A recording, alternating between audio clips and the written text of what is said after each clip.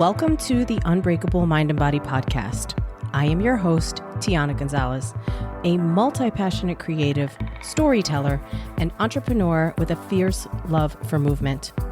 This is our space for powerful stories and actionable strategies to help you build mental resilience and elevate your self-care practice. Together, we will unlock the tools that you need to create an unbreakable mind and body.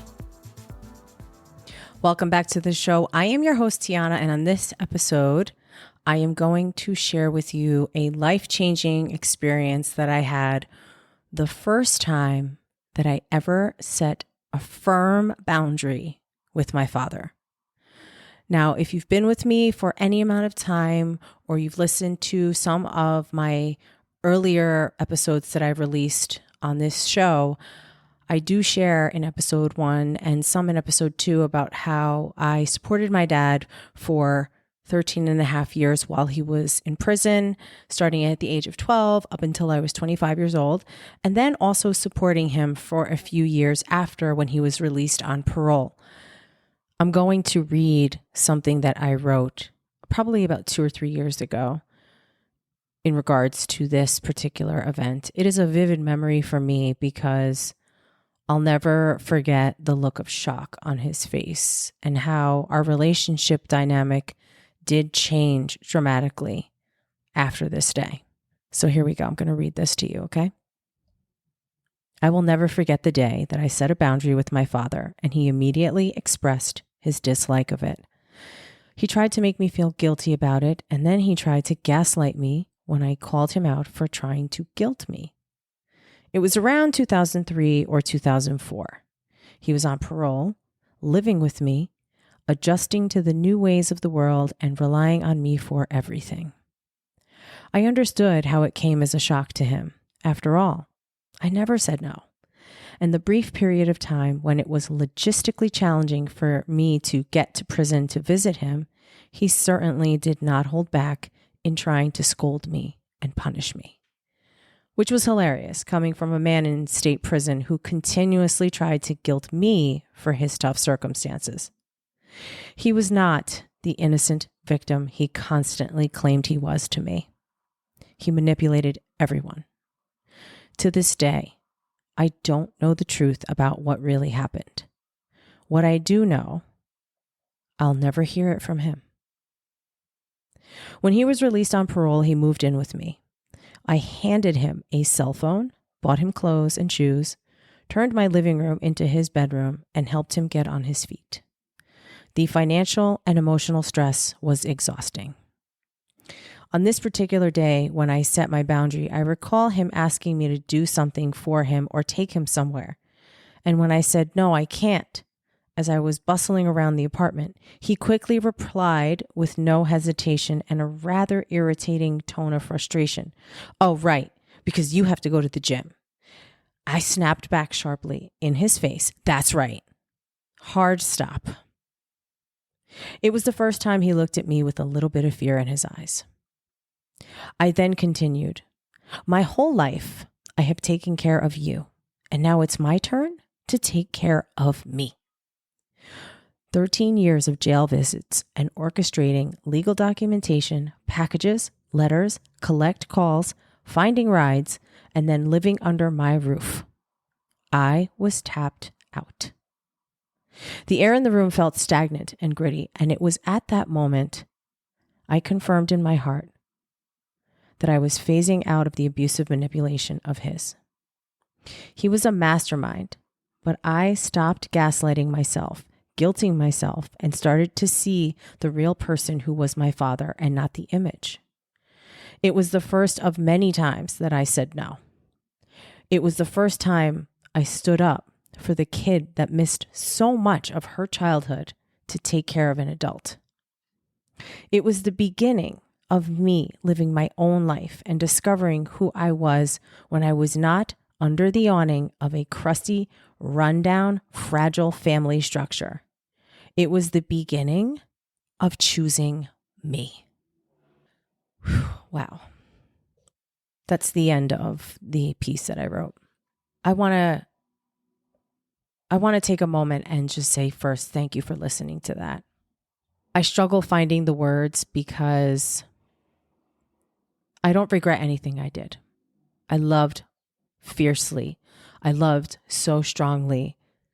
I remember one time, I must have been 19 years old. I did not have my driver's license or a car just yet.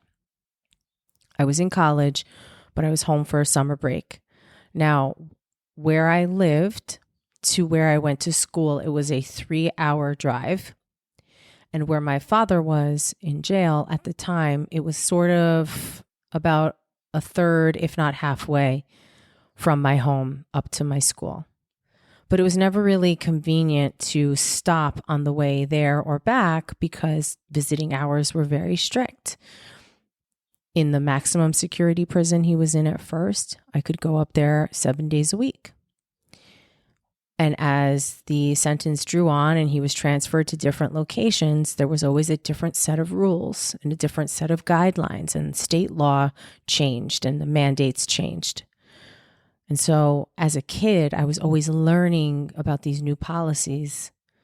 Now, this was in the 90s.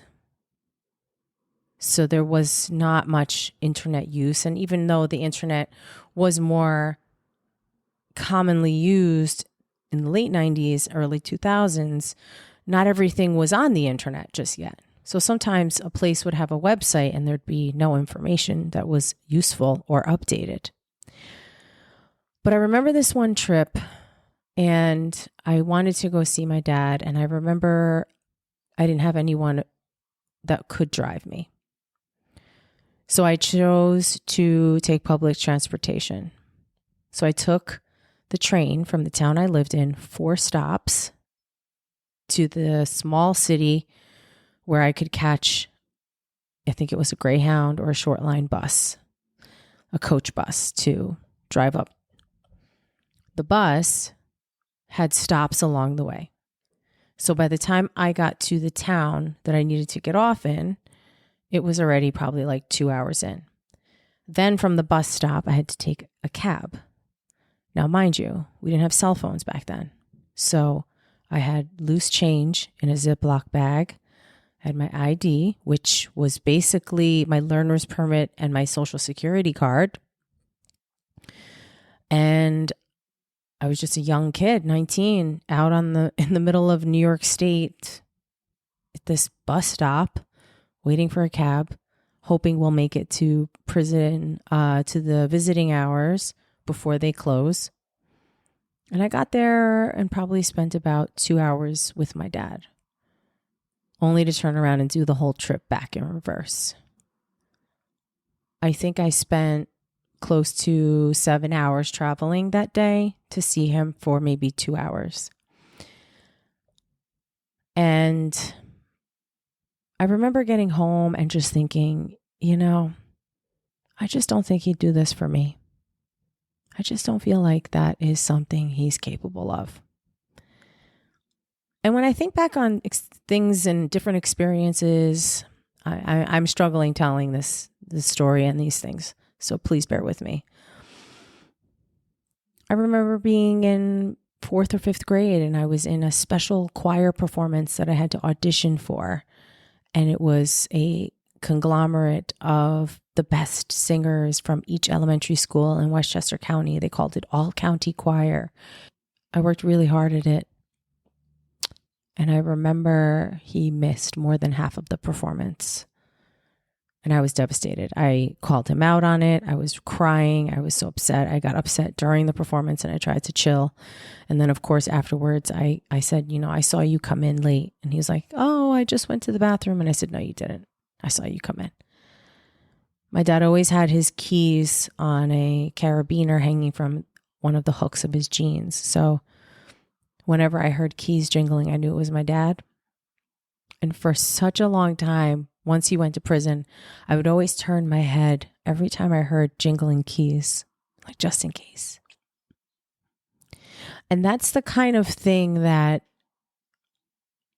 can destroy a child because they have hope And that's the kind of pain that I just feel in my heart that certain people will never fully grasp. We have ideas of who we think our parents are. We put them on a pedestal when we're little. We look up to them. They are the example. Both of my parents were so far gone in their own victimhood, not knowing it, just so wrapped up in their trauma, like a fucking electric blanket, okay, that they just were not going to take off. And it was always 2 steps forward and 5 steps backwards. It became this experience. I got to a point where I was like, there's just no point in even talking about the way that I'm feeling. I think back home, my mom wanted to be there for me and support me, but she could not remove her feelings for my dad and her resentment, her anger for being in an abusive situation with him, for being angry with him, and for being angry with herself, that she couldn't separate those things.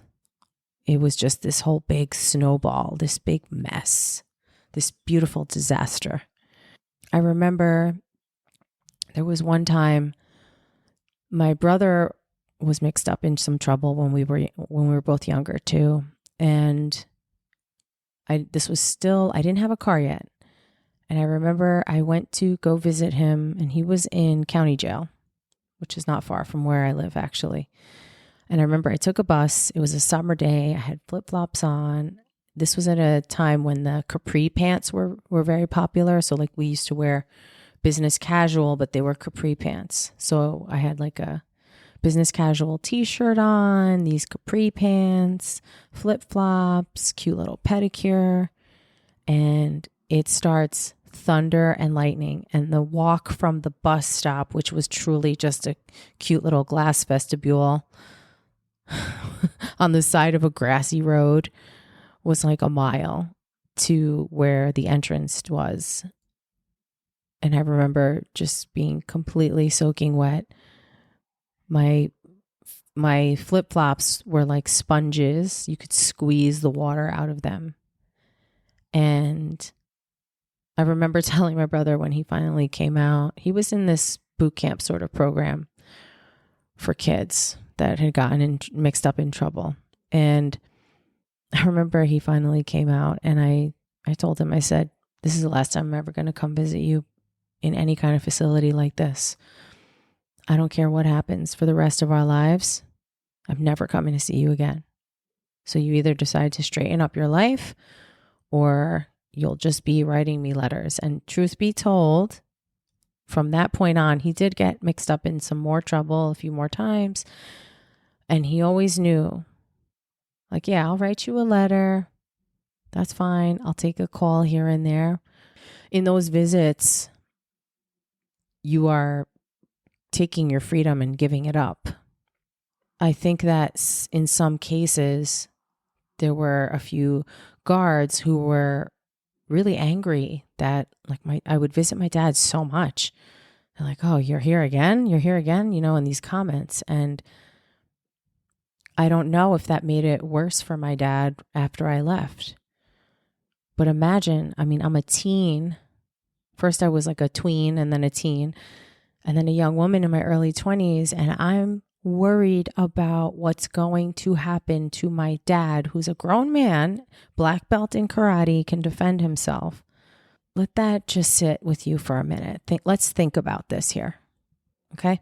So up until that point in time, I was a people pleaser. And before that, I was a parent pleaser. I was always looking to get the pat on the head. I was always hoping for approval. I wanted to be on the pedestal. I wanted to be the good girl. I wanted to be something that my parents would be proud of, someone that my parents would be raving about. And I took a lot of pride in that. At the age of 46, which is right now when this is being recorded, I have a crazy sense of intuition. And that comes from the trauma that I experienced when I was a kid and being on high alert. Because I would read the room and try to gauge if my mom was coming home from work in a good mood or in a bad mood. Was she going to start yelling at somebody? And if she was going to start yelling at somebody, was it going to be me? And could I fix the house or do something? I remember every single time especially when I lived in my house in the Bronx, we had this long driveway that went along the side of the house. And there was a fence on the other side, and it was the next house. And then my mom would park her car like around back. She would pull down the driveway so we could hear the car. And when we would hear her car come down the driveway, both my brother and I would both be like, oh shit, mom's home. And we were both kind of go into this scattering panic for no reason, because we weren't doing anything wrong, but it was just like, make sure the TV's turned off, the lights are turned off. Like, if the cushion on the couch was the wrong way, she was going to scream about that. And like, I want you to understand, she wasn't a bad person back then. She was just very high strung and stressed out and unhappy. And every little thing bothered her. So we were walking on eggshells. And I think because of those experiences, I've been able to really sharpen the antenna, if you will, fine tune it, that I can pick up cues, energy shifts. You don't even have, sometimes my clients come up the stairs at the gym, the fitness floor is on the second floor. They can come up the stairs and I can tell as soon as I look in their eyes, oh, this one just got into a fight with her husband.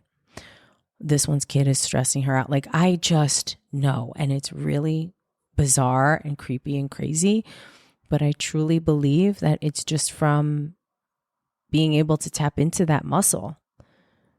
Intuition, you can sharpen it like a muscle. Same thing with creativity. These are things that you can make better by using them often and trusting. So I established this boundary with my dad at the age of 25, 26 years old. And we really didn't ever go back to the way it was after that, because I started to really express my needs and establish what I needed and not waver on it. But as a kid, I didn't know how to do that. My boundaries were not respected as a child.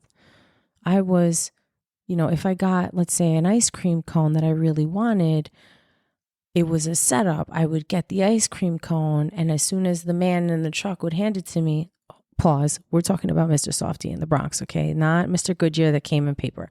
This is fresh, soft serve ice cream. You could pick chocolate, vanilla, or the swirl, and then you could put the sprinkles on it. I always got the swirl with chocolate sprinkles. And when he would hand me the cone, before I could even take a lick of it, it was like, okay, now share with your brother. That was a setup. I didn't want to share it. I wanted my own fucking ice cream cone,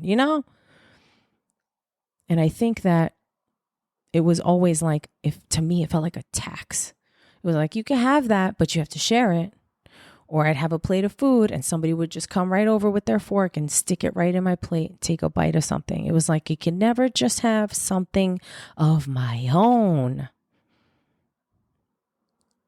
And that's what I mean by my boundaries were not really being respected. It's never too late to start using your words, to start using your voice. But first you have to find it. And you have to be clear about what your needs are. And then finding the words and the language so that you can express yourself. And also the courage to not be afraid to take a L, so to speak, or to let something pass by because the person did not respect your boundaries. Because in the long run, if you respect yourself and your boundaries, you're not going to let somebody walk all over you. You're not going to let somebody take advantage of you. You're not going to let somebody come in and out of your life and disrespect you. You're not going to let your clients or your friends or your coworkers or whoever walk all over you, because they will know where you stand, but you got to establish where you stand. And in order to do that, you need to find your words and speak up for yourself. So my father was mad because I said I couldn't take him somewhere. I needed to go to the gym, because I learned that in order for me to live a long and healthy life, I got to take care of myself. And that's a non-negotiable. I move my body every single day. That's a non-negotiable for me. It might not be a non-negotiable for you. I hope it is, but you need to find what those things are for yourself and then find your way of saying what you need in your life so you can thrive. Thank you for listening to this episode. I know we went on a journey, and I appreciate you listening to the piece that I wrote and my anecdotes. And I hope that if you are still struggling in finding your words and your voice and the things that are of importance to you, the things that you speak with conviction from the heart, you say it with your chest, sit down with yourself, grab a notebook, write it out. Because the more that you learn how to do that, the stronger you are going to be, the more robust your system will be, and you will clearly start to attract more of what you want and desire and repel the things that you don't. It's better to be specific and focus on that than to try to be a watered down version of yourself to make everybody else happy. That is lame. So find your voice and use it. Thank you so much for being here. I appreciate your time and attention as always. If you liked the show, please give me a follow. Maybe give me a 5 stars. I appreciate it. And I'll see you on the next one. Bye-bye.